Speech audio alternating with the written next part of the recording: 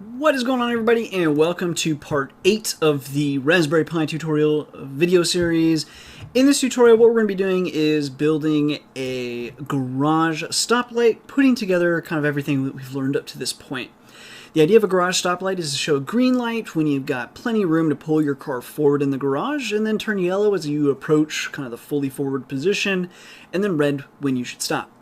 We're going to build this with a Raspberry Pi, and then we're just going to use some distances. We're not actually going to use a real car, of course, but you could if you wanted, I suppose. So, first of all, I've already made all the connections. We've already done this once before. We did just an LED light, we did just the distance sensor, now we're just combining everything. But should you want a diagram, I've made one for you. It's beautiful. There it is, there it is. Not a professional wiring diagram, but it's easy enough, I think, to read. So basically everything you need should be here. Double check my work, compare it against the actual, Broadcom names diagram and all that. Make sure I've done everything right. Actually, as I was going through the written version of this tutorial, I caught an error with one of the ground pins, so can make a mistake, so double check my work. Okay, so this is the diagram that we're basically going to be using here. At the end of the day, make sure your grounds are correct, make sure your power is correct. And then do note that, for example, the trigger for the distance sensor is Gpio 4, the echo is Gpio 18, the green light is 17, yellow light is 27, and the red light is 22. And then the grounds are in the various ground positions. Again, though, make sure you actually put it in a ground. So anyway, moving along. What we're going to do to go from here is we're just going to go ahead and just copy this and then paste it. And then we're going to just rename it to garagelight.py. Hopefully that worked. Yep, there it is. A little slow on the remote desktop. I'm doing this because we're going to kind of make some changes to this file that I really don't know how to do in the editors. Someone's going to make fun of me for nano, for sure. But I didn't know how to do a block indent, so yeah, too bad.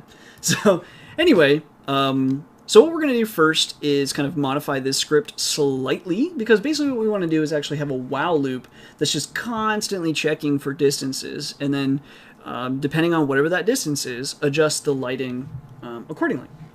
So the first thing that we're going to do is at the top of this script, what we're going to do is set warnings to false.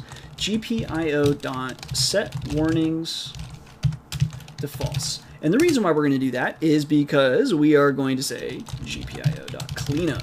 Now the reason why we're doing that is because this is going to be in a while true loop, so we're going to break the loop eventually. And that's not going, so the pins will never get fully cleaned up. So we're just going to call cleanup right away at the beginning of the script.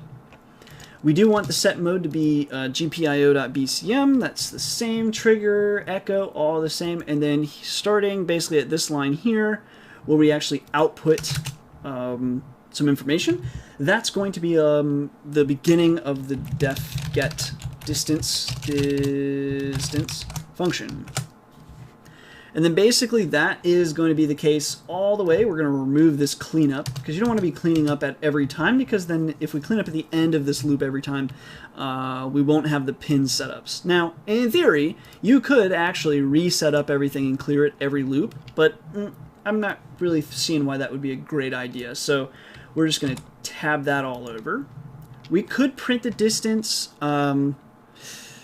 I'm kind of torn whether or not that's a good idea, but I guess we could print it out here. That's fine. And then when we're done, though, let's return distance. Now, we're going to come down here, and then we could just do while true. We'll just say distance equals get distance. And then let's do a time.sleep 0.05. That should be more than enough time to sleep, but also give us plenty of output from the sensor.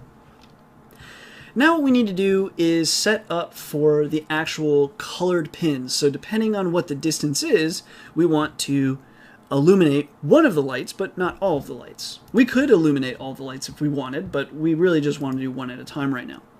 So coming up to the top of the script, we might do something like this. Like we could say the green light is equal to, and if I recall that was pin 17. Let's go check though and make sure.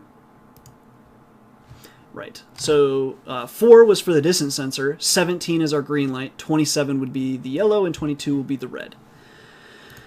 So green is 17, and then we'll come down here, and then we could say define green light, and then we could do something like gpio.output green, and then gpio.high, right? We could do something like that. Also, let's go ahead and set up that GPIO. I don't want to forget that. So gpio.setup green, and green is a gpio.out. Okay, almost forgot to do that part. Anyway, we could do that, and then we could do that for each of the lights, right? Just output that color. The problem is that light would never turn off. So what we want to do is for each of the lights, we're going to say that one light is on, but then the other lights are off. So what we're going to do now is we're going to go ahead and add in all the other colors for the lights. So we're going to have green, yellow, and red. So we'll come up here, green, yellow equals, and yellow was 27, red was 22. And then we're going to set up the colors here. So I'm just going to copy that line, paste, paste, green, yellow, and red. And then what we're going to say down here for green light, let's copy this, paste, paste, and rather than high, they're going to be low, the other ones. And then this would be yellow, red, and then we can take this function, copy, paste, paste. So we've got all the lights now. So green light, well, we don't have them, but we're about to. Green light, yellow light, red light. So yellow light, this would be low, yellow would be high, and then red would be low. Red light would be green, would be low, but red would be high. Okay, then once we have that, now all we need to do is handle our logic down here in this while loop. So while true, we're grabbing the distance, but now what we also want to do is get, let's do here, and then what we're going to say is basically if the distance is, let's just do greater than or equal to, I'm trying to think because I've got this little box in front, and then I'm hoping to just be able to move the box for the illustrations. Anyway, I'm going to use 9. So if the distance is greater than or equal to 9, green light. We got plenty of space, we're good to go. Then we're going to say if 9 is greater than distance, but yet distance is greater than 6, we're going to say yellow light. And then if distance is less than or equal to 6, red light. Okay, I think we're ready to run that. So let's go ahead and save that. I'm not sure if I want to run this in the remote desktop because it's just so laggy. Like, look how long this is taking to like move stuff. I guess we'll try, and if this lags for whatever reason, I will just we'll load up in the shell. So F5 to run. Oh, we got invalid syntax. What do we got going on? Oh, this is so gross. Oh, we forgot our colons on the functions? What a noob. Okay, we'll add those in. Fine, fine, fine. But seriously, Python, do we really need those colons? I mean, come on. We're all about white space, I thought. Try again.